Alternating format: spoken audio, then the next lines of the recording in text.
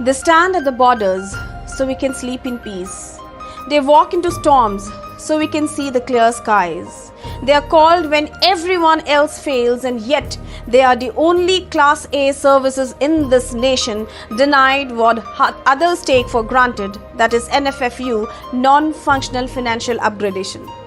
Namaskar, you are watching The Global Eye with me, Mousumi.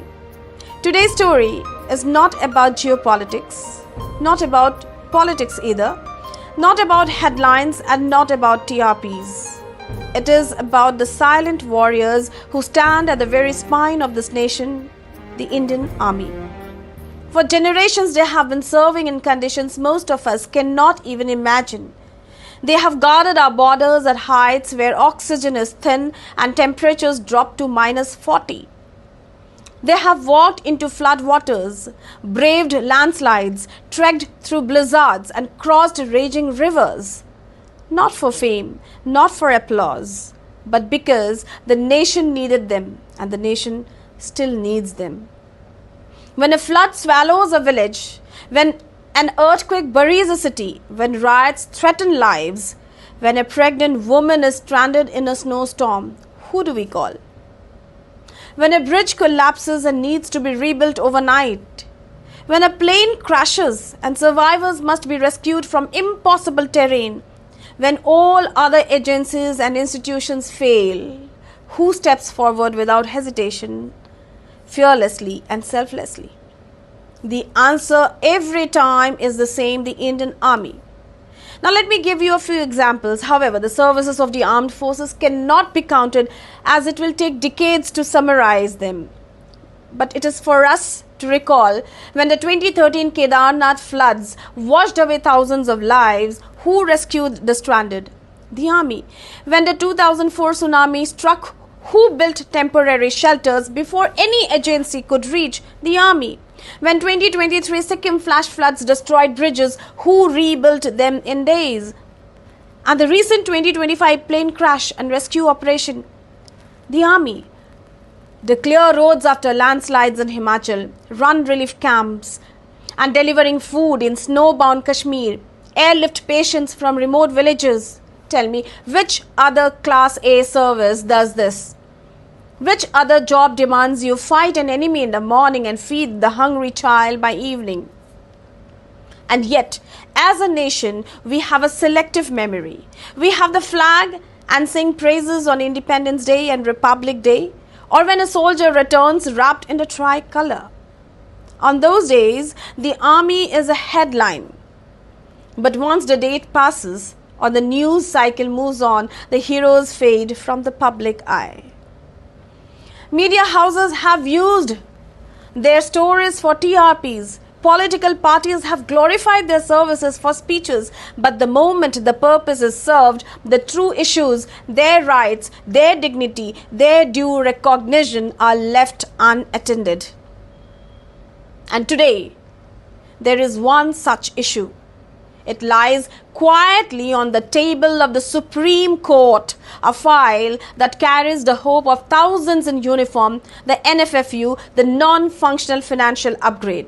Now let's understand, what is NFFU? Non-functional financial upgradation is a government policy introduced after the 6th Central Pay Commission. It ensures that when an IAS officer of a particular batch is promoted to a higher post, all officers of that batch in other Group A, the Group A services such as IPS, IFS, IRS, railways, etc. are upgraded to the same pay scale after a certain period, even without a functional promotion. This was meant to address stagnation in career progression. Now, who gets NFFU? All organized Group A services have been granted NFFU. IAS, IPS, IFS, railways, engineers and more all enjoy NFFU benefits. These services get automatic financial upgradation when their batchmates are impaneled for higher post at the center. And what's the situation for our defense forces? Indian Army and other armed forces are Class A gazetted officers, a category that includes almost all top executive services of the Government of India. Despite fulfilling all parameters for Group A status, the Indian Army, Navy and Air Force officers have not been extended NFFU even as their direct counterparts in other government services enjoy the benefit. Now, why is NFFU denied to armed forces? Pay Commission and government stance.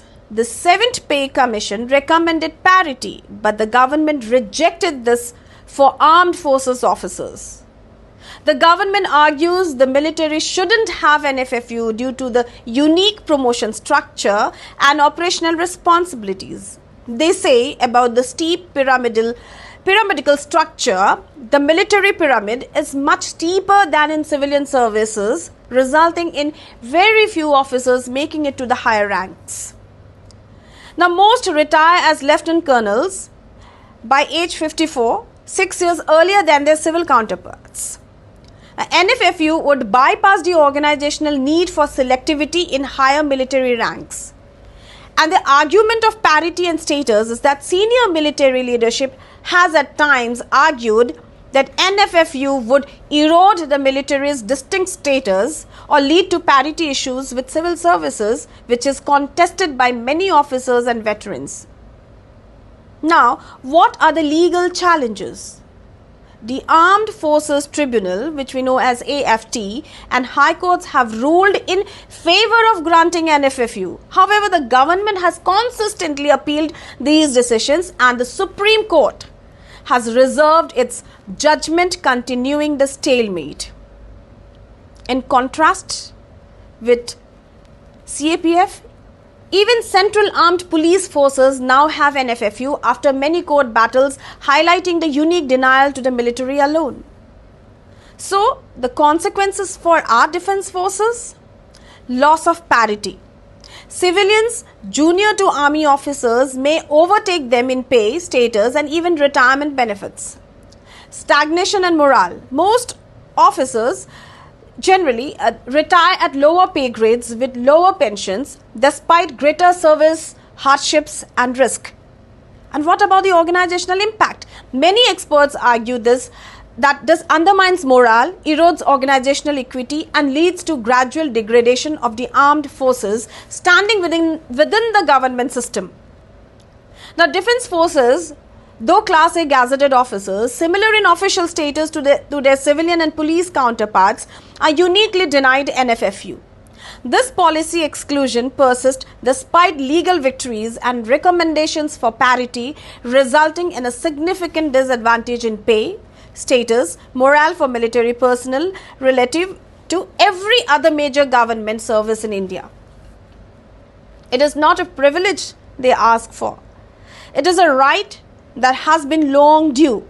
The hearing is yet to happen. The decision is yet to be made. And the soldiers wait silently, patiently, just as they always do when the nation asks them to stand guard. Now, let's briefly take our attention to an international perspective. Just last month, Canada raised its defense forces pay. Why? Because in their Prime Minister's words, their salary should respect the weight of their responsibility.